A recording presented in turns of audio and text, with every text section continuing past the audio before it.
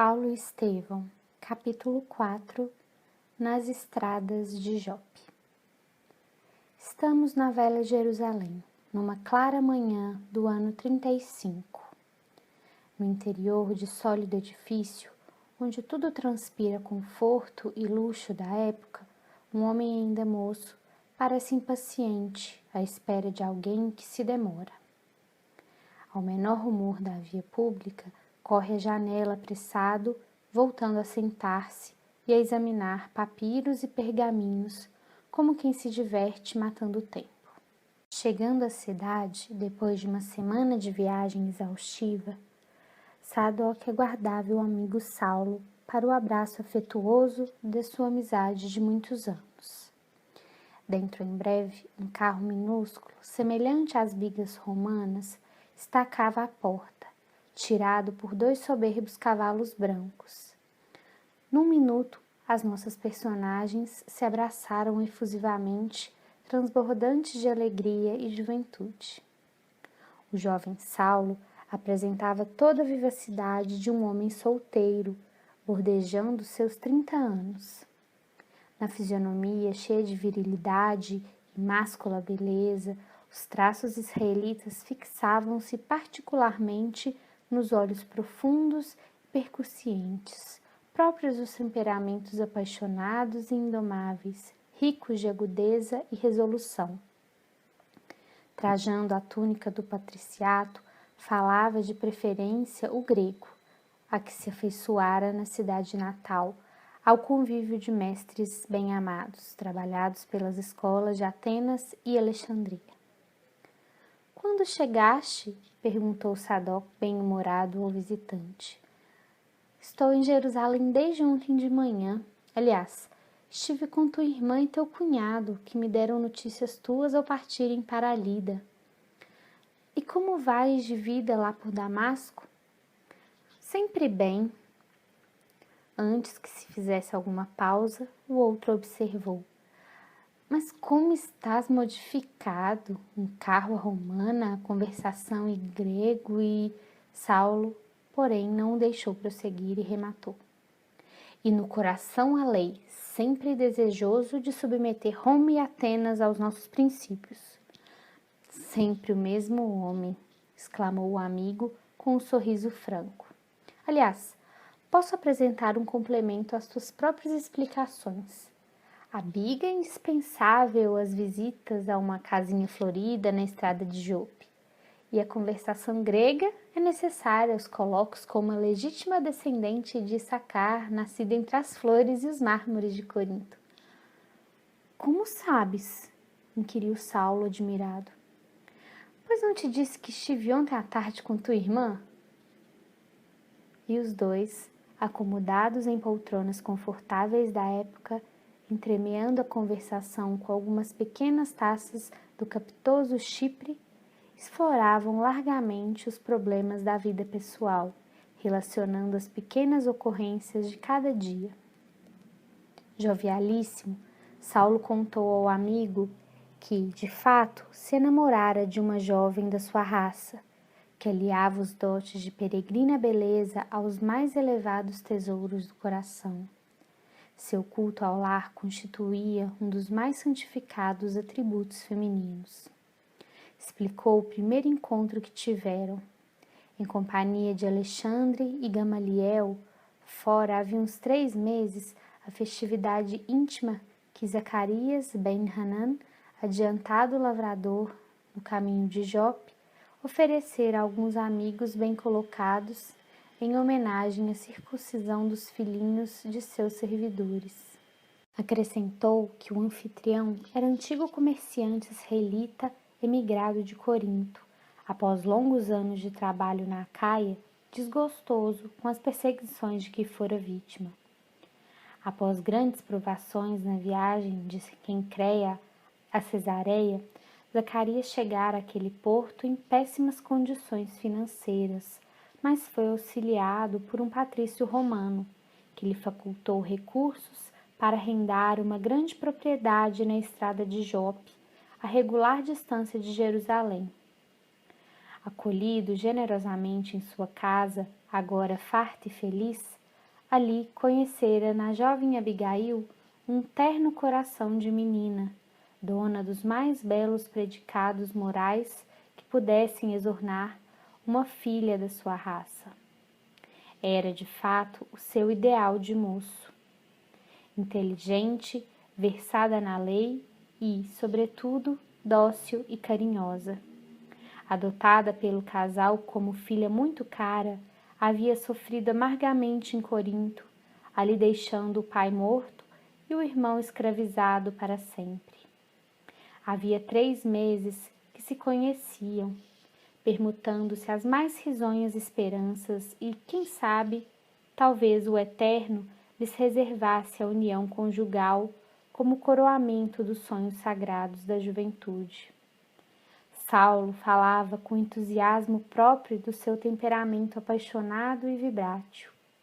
No olhar profundo, notava-se a chama viva dos sentimentos resolutos, com respeito à afeição que lhe dominava a capacidade emotiva. E já comunicaste a teus pais esses projetos? Perguntou Sadoc. Minha irmã pretende ir a Tarso nestes 2 meses e será intérprete dos meus votos, concernentes à organização do meu futuro. Aliás, sabes, isso não pode nem deve ser um problema de soluções precipitadas. Penso que ao homem não convém entregar-se assim, sem mais nem menos, a uma questão decisiva do seu destino. Obedecendo ao nosso velho instinto de prudência, venho analisando demoradamente meus próprios ideais e ainda não trouxe Abigail para conviver com Dalila alguns dias em nossa casa. Pretendo fazê-lo tão só nas vésperas da visita de minha irmã ao lar paterno. Já que acalenta tantos projetos para o futuro, adjuntou o amigo com bondoso interesse. Em que pé estão as tuas pretensões ao cargo no Sinédrio? Não posso queixar-me porquanto o tribunal me confere atualmente atribuições especialíssimas. Sabes que Gamaliel há muito vem instando com meu pai a respeito da minha transferência para Jerusalém, onde me prometem lugar de relevo na administração do nosso povo. Como sabemos, o antigo mestre está idoso e deseja retirar-se da vida pública. Não tardarei a substituí-lo no voto das mais altas deliberações, além de oferir atualmente ótima remuneração independente da contribuição que me vem de Tarso periodicamente. Tenho, acima de tudo, o ideal político de aumentar meu prestígio junto aos rabinos. É preciso não esquecer que Roma é poderosa e que Atenas é sábia, tornando-se indispensável acordar a eterna hegemonia de Jerusalém como o tabernáculo de Deus único. Precisamos, pois, dobrar os joelhos de gregos e romanos ante a lei de Moisés. Sadoc, no entanto, deixando perceber que não prestava muita atenção ao seu idealismo nacionalista, retinha o pensamento na situação particular, advertindo delicadamente. Pelo que me dizes, folgo em saber que teu pai vai melhorando progressivamente as condições financeiras e dizer-se que foi tecelão humilde. Por isso mesmo, talvez, glosou Saulo, ensinou-me a profissão quando menino, para que nunca me esquecesse de que o progresso de um homem depende do seu próprio esforço. Hoje, porém, depois de tantas fadigas no tear, ele descansa com justiça numa velhice honrada e sem cuidados junto de minha mãe. Suas caravanas e camelos percorrem toda a Cilícia e os transportes lhe garantem um desenvolvimento de renda cada vez maior. A palestra continuou animada e, em dado instante, o moço de Tarso inquiriu o amigo sobre os motivos que o traziam a Jerusalém. Eu vim certificar-me da cura do meu tio Filodemos, que ficou curado da velha cegueira mediante processos misteriosos.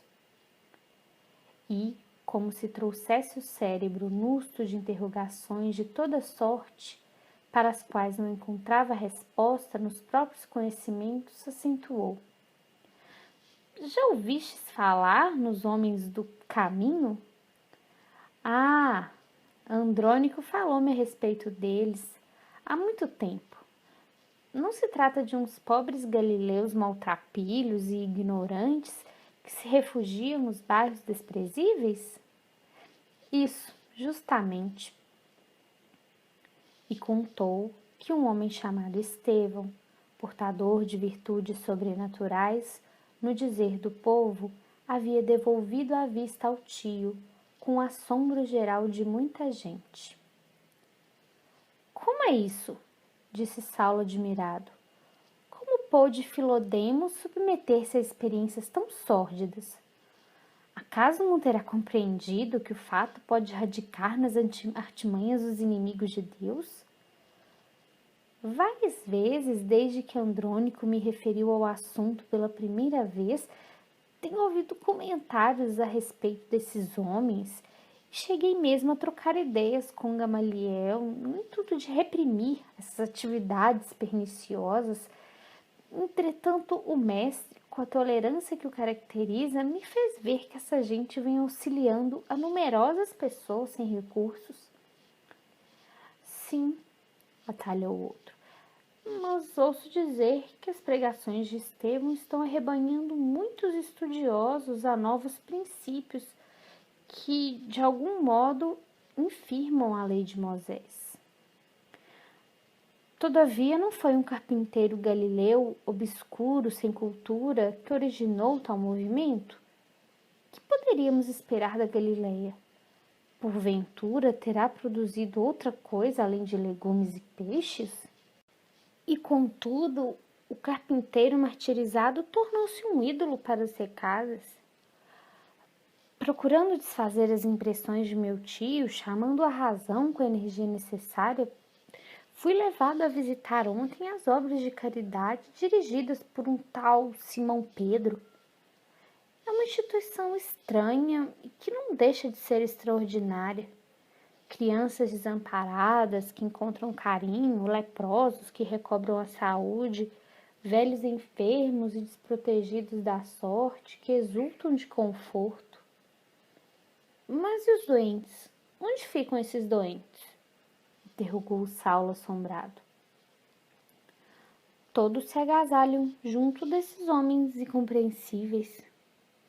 Estão todos malucos, disse o moço de Tarso com a franqueza espontânea que lhe marcava as atitudes. Ambos trocaram impressões íntimas sobre a nova doutrina, pontuando de ironia o comentário de muitos fatos piedosos que empolgavam a atenção do povo simples de Jerusalém. Ao finalizar a conversa, Sadoc acrescentou: Não me conformo em ver os nossos princípios aviltados e proponho-me a cooperar contigo, embora esteja em Damasco, para estabelecermos a imprescindível repressão de tais atividades. Com tuas prerrogativas de futuro rabino em destaque no templo, poderás encabeçar uma ação decisiva contra esses mistificadores e falsos taumaturgos. Sem dúvida, respondeu, e prontifico-me a executar todas as providências que o caso requer. Até agora a atitude do Sinédrio tem sido a máxima tolerância, mas falei que todos os companheiros mudem de opinião, procedam como lhes compete, em face dessas investidas que estão a desafiar severa punição. E, quase solene, concluía: Quais os dias de pregação desse tal Estevão? Aos sábados. Pois bem, depois de amanhã iremos juntos apreciar o São Deus. Caso verifique o caráter inofensível de seus ensinamentos, haverá que os deixar em paz com a sua logomania ao lado das mazelas do próximo. Mas, caso contrário, pagarão muito caro a audácia de ofender nossos códigos religiosos na própria metrópole do judaísmo.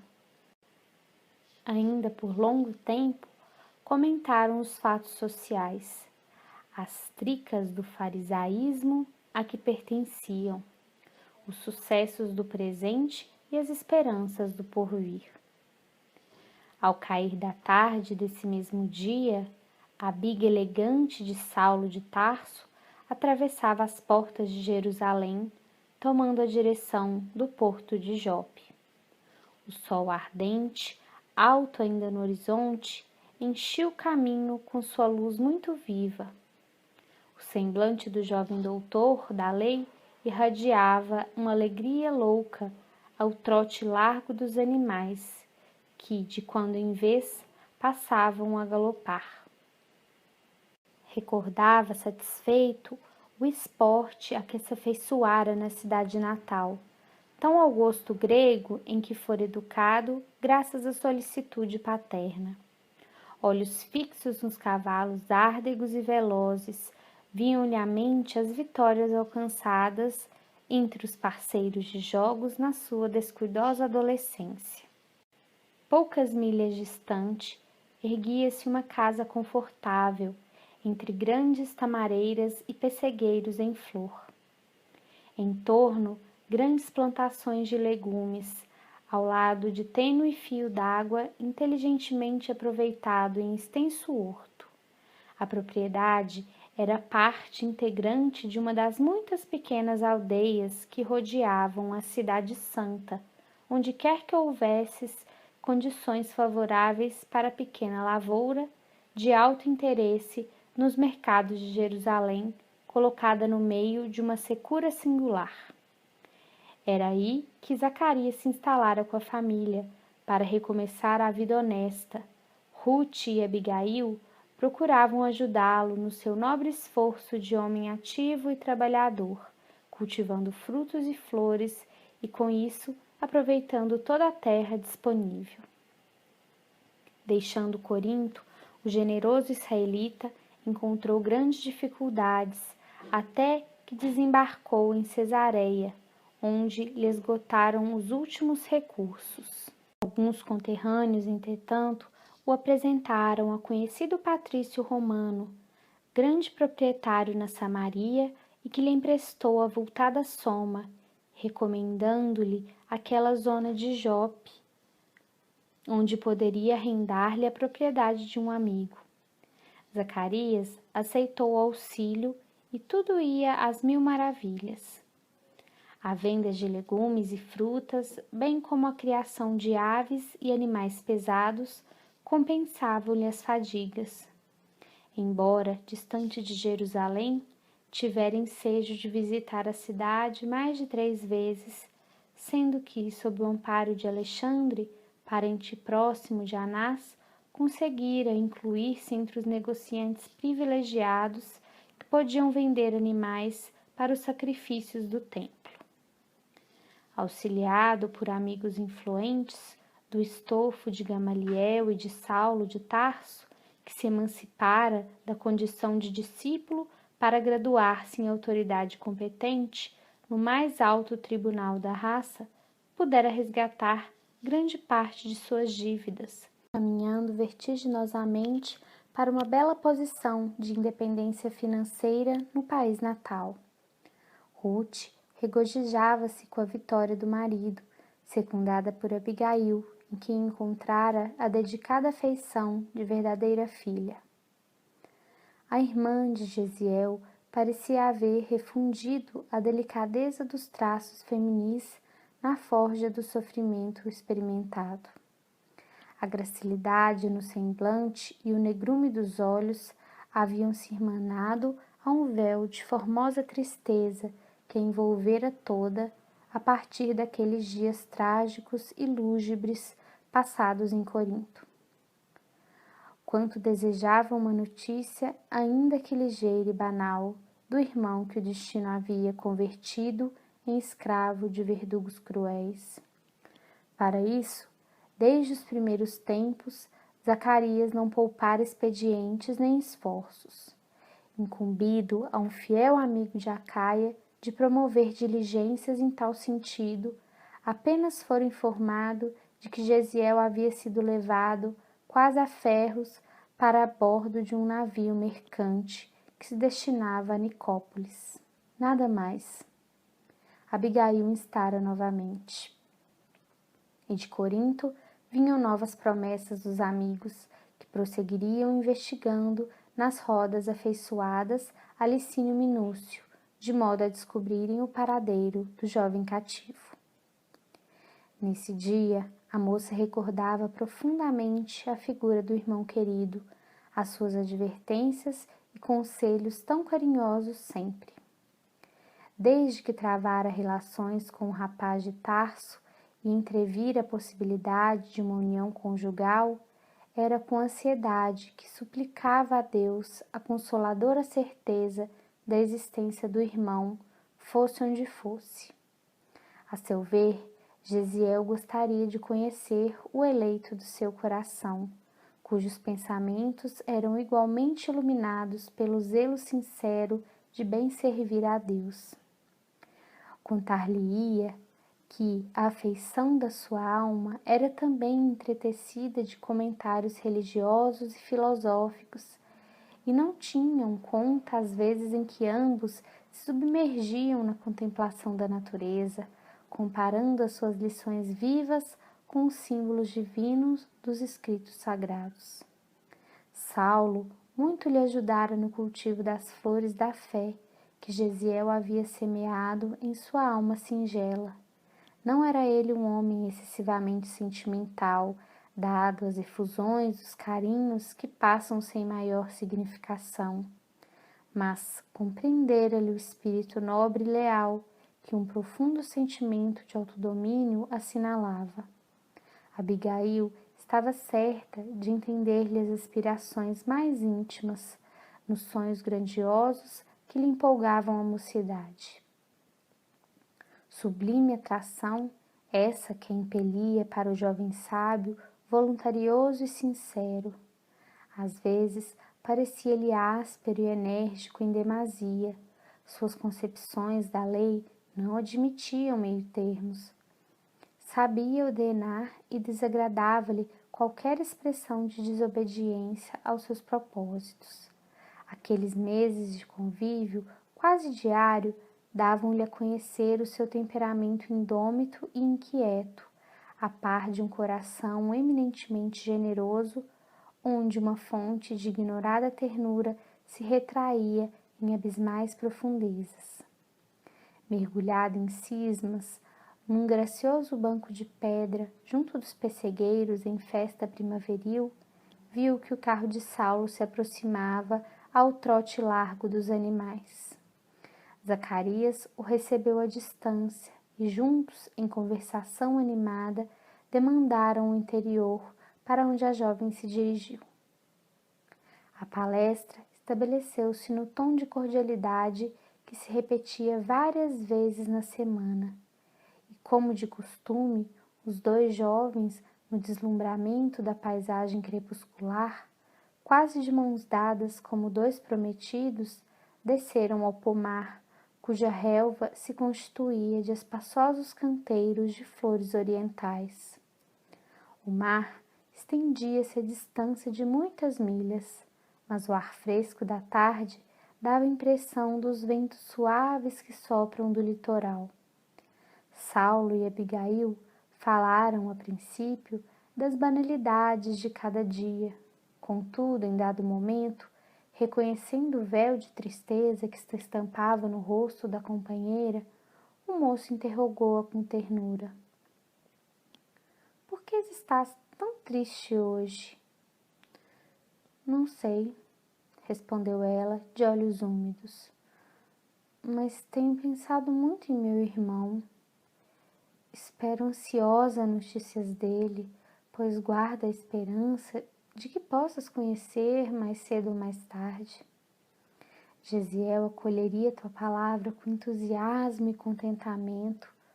Um amigo de Zacarias prometeu informações a respeito e estamos esperando notícias de Corinto.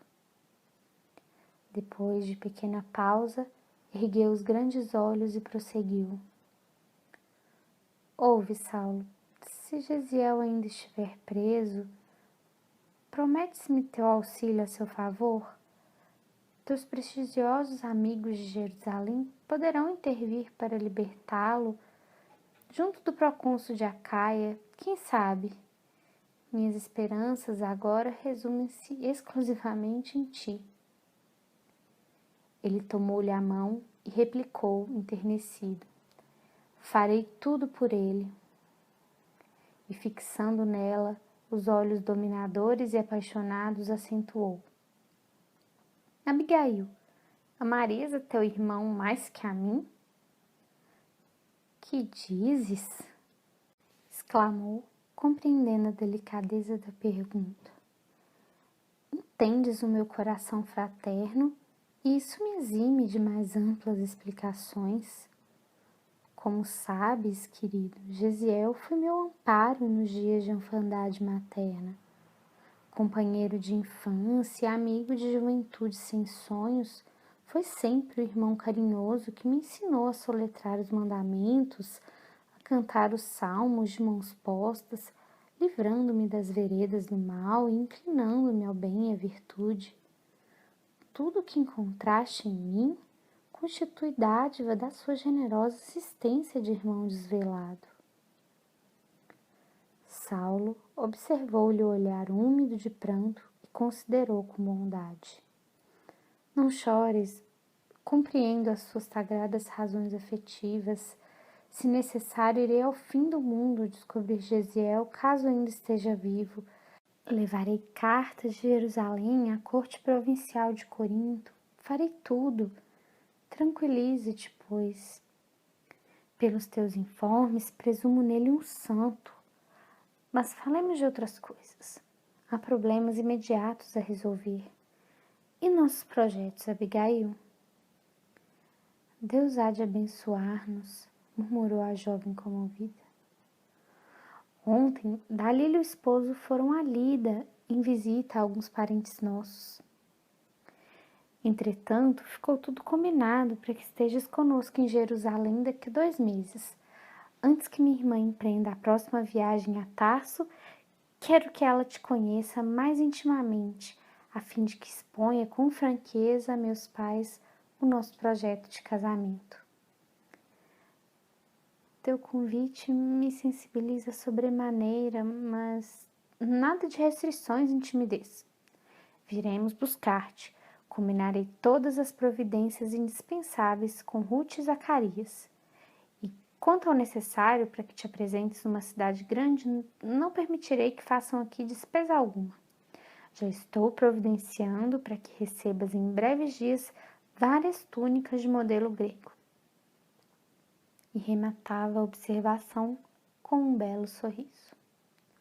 Eu quero que apareças em Jerusalém como expoente perfeito da nossa raça, desenvolvida entre as antigas belezas de Corinto. A moça fez um gesto tímido, demonstrando íntimo contentamento. Mais alguns passos e sentaram-se sob os velhos pessegueiros floridos, respirando a longo haustos as virações suaves que perfumavam o ambiente.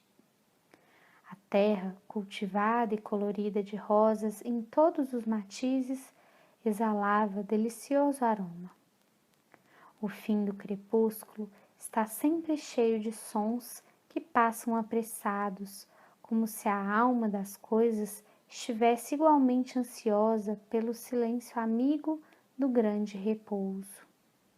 Eram árvores frondosas que se velavam nas sombras, derradeiros passarinhos errantes que voejavam céleres e as brisas cariciosas que chegavam de longe, agitando as grandes ramarias e acentuando os doces murmúrios do vento. Saulo, inebriado de indefinível alegria, contemplou as primeiras estrelas que sorriam no céu recamado de luz.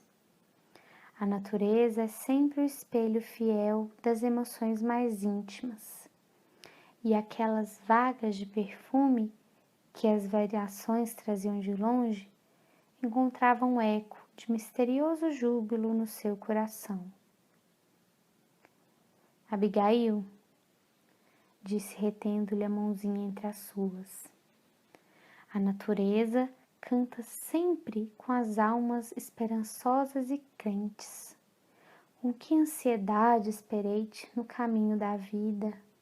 Meu pai falou-me do lar e das suas doçuras, e eu aguardava a mulher que me compreendesse inteiramente. Deus é bom, replicou ela com enlevo. E somente agora reconheço que depois de tantos sofrimentos, Ele me reservava, na sua misericórdia infinita, o tesouro maior da minha vida, o teu amor, na terra de meus pais. Teu afeto, Saulo, concentra todos os meus ideais. O céu nos fará felizes. Todas as manhãs, quando estivermos casados, pedirei em preces fervorosas aos anjos de Deus que me ensinem a tecer a rede das tuas alegrias. À noite, quando a bênção do repouso envolver o mundo, dar-te-ei carinho sempre novo do meu afeto. Tomarei tua cabeça atormentada pelos problemas da vida e ungirei tua fronte com a carícia de minhas mãos. Viverei com Deus e contigo somente. Ser-te-ei fiel por toda a minha vida e amarei os próprios sofrimentos que acaso o mundo possa acarretar-me por amor à tua vida e ao teu nome. Saulo apertou-lhe as mãos com mais enlevo, redarguindo deslumbrado. Dar-te-ei, por minha vez, meu coração dedicado e sincero. Abigail, meu espírito estava possuído somente ao amor, à lei e aos meus pais. Minha mocidade tem sido muito inquieta, mas pura. Não te oferecerei uma flor sem perfume. Desde os primeiros dias da juventude, conheci companheiros que me incitaram a lhe seguir os passos incertos, na embriaguez dos sentidos, precursora da morte de nossas preocupações mais nobres nesse mundo, mas nunca traí o ideal divino que me vibraria a alma sincera. Depois dos estudos iniciais da minha carreira, encontrei mulheres que me acenavam, levadas por uma concepção perigosa e errônea do amor. Em Tarso, nos dias sinuosos dos jogos juvenis, após a conquista das melhores lauras, recebia de jovens inquietas declarações de amor e propostas de núpcias. Mas a verdade é que permaneci insensível, a esperar-te como heroína ignota do meu sonho, nas assembleias ostentosas de púrpuras e flores. Quando Deus aqui me conduziu ao teu encontro, teus olhos me falaram num lampejo de sublimes revelações. És o coração do meu cérebro, a essência do meu raciocínio, e serás a mão guiadora das minhas edificações em toda a vida. Enquanto a moça, sensibilizada e venturosa, tinha os olhos mareados de pranto, o fogoso mancebo continuava. Viveremos um para o outro, teremos filhos fiéis a Deus. Serei a ordenação da nossa vida, serás a obediência em nossa paz. Nossa casa será um templo. O amor de Deus será sua maior coluna. Quando o trabalho exigir minha ausência do altar doméstico, ficarás velando no tabernáculo da nossa ventura. Sim, querido, que não faria por ti? Mandarás e obedecerei. Serás a ordem de minha vida, e eu rogarei ao Senhor que me auxilie a ser teu bálsamo de ternura. Quando estiveres fatigado, lembrar-me-ei de minha mãe, e adormecerei tua alma generosa com as mais formosas orações de Davi.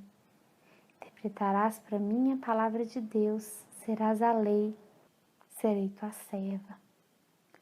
Saulo enternecia-se ouvindo aquelas expressões esplandiciosas. Eram as mais belas que já havia recolhido de um coração feminino. Mulher alguma que não Abigail jamais assim lhe falara ao espírito impetuoso. Habituado aos longos e difíceis raciocínios, escandando o cérebro nos silogismos dos doutores, em busca de futuro brilhante, sentia a alma ressecada, sedenta de verdadeiro idealismo. Desde criança, com a sadia educação doméstica, guardava puros os primeiros impulsos do coração, sem jamais contaminá-los na esteira dos prazeres fáceis ou do fogo das paixões violentas. Que sonho deixar na alma o carvão das dores sem esperanças. Acostumado ao esporte, aos jogos da época, seguido sempre de muitos companheiros em desvario, tivera o heroísmo sagrado de sobrepor as disposições à lei das próprias tendências naturais. Sua concepção de serviço a Deus não admitia concessões a si mesmo. A seu ver, todo homem devia conservar-se indene de contatos inferiores com o mundo, até que atingisse o tálamo nupcial. O lar constituído haveria de ser um tabernáculo das bênçãos eternas. Os filhos, as primícias do altar do maior amor, consagrado ao Senhor Supremo. Não que a sua juventude estivesse isenta de desejos. Saulo de Tarso experimentava todos os anseios da mocidade impetuosa de seu tempo. Imaginava situações de anelos satisfeitos e, no entanto, sujeito aos carinhos maternos, prometera a si mesmo jamais tergiversar.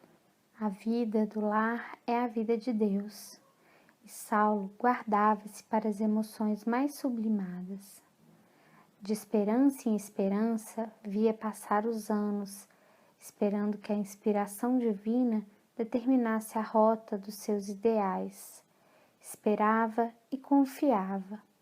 Seus pais presumiam encontrar ali ou acolá aquela a quem devesse ele eleger. Entretanto, Saulo, enérgico e resoluto, removia a intervenção dos entes caros, concernente à escolha que afetava a decisão de seu destino. Abigail enchera-lhe o coração. Era a flor mística do seu ideal, a alma que lhe entenderia as aspirações em perfeita ressonância de pensamentos. De olhos fixos nas suas feições delicadas que o luar pálido iluminava, teve ânsias de guardá-la para sempre nos braços fortes. Ao mesmo tempo, doce enternecimento lhe vibrava na alma. Desejava atraí-la a si, como se o fizesse a uma criança meiga, e afagar-lhe os cabelos sedosos com todo o cabedal do seu carinho. Inebriados de gozo espiritual, falaram longo tempo do amor que os identificava na mesma aspiração de ventura. Todos os comentários mais íntimos faziam de Deus o sagrado partícipe de suas esperanças no futuro que se lhes auspiciava, santificado em júbilos infinitos. De mãos dadas, extasiaram-se com o plenúrio maravilhoso. Os helodendros pareciam sorrir-lhes. As rosas orientais, aureoladas pelos raios da lua, eram-lhes qual mensagem de beleza e perfume. Ao despedir-se, Saulo acrescentou venturoso: Dentro de 2 dias voltarei a ver-te. Ficamos combinados. Quando Dalila partir, levará notícias nossas a meus pais.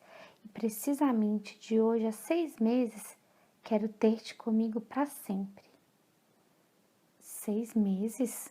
Revidou ela, meio ruborizada e surpreendida.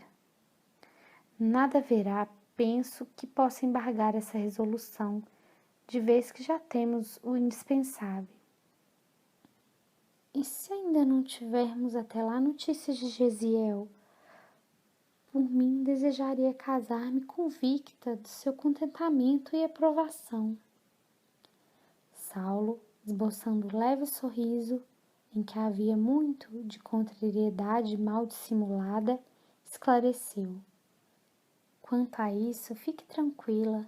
Cuidaremos primeiramente da atitude dos meus, que se encontram em plano mais imediato. E tão logo resolvamos o problema, se preciso for, irei pessoalmente à Caia. É impossível que Zacarias não receba novas notícias de Corinto nas próximas semanas, então providenciaremos com mais segurança.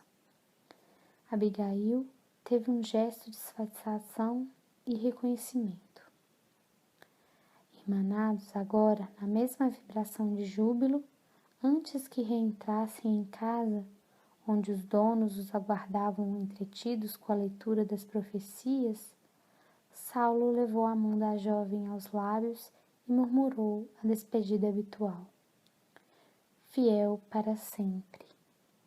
Daí a minutos, depois de ligeira palestra com os amigos, ouvia-se o trotear dos animais, estrada em fora, de regresso a Jerusalém. O carro minúsculo rodava celeremente ao luar, sob uma nuvem de pó.